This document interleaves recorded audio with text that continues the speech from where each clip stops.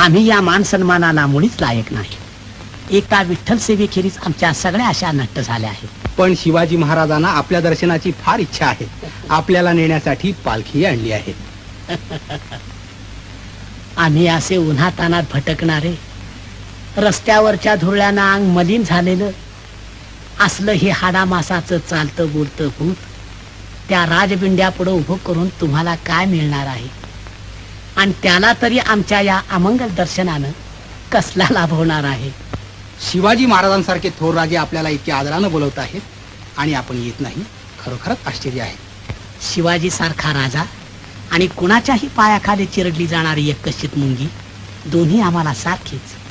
तो थोर आहे, उदार आहे, पण त्याच्याजवळ येऊन मला काय मागायचं आहे? आणि मला देण्यासारखं त्याच्याजवळ आहे तरी काय? तेव्हा तिथपर्यंत चालण्याचे श्रम घेऊन तेवढं तरी आयुष्य व्यर्थ का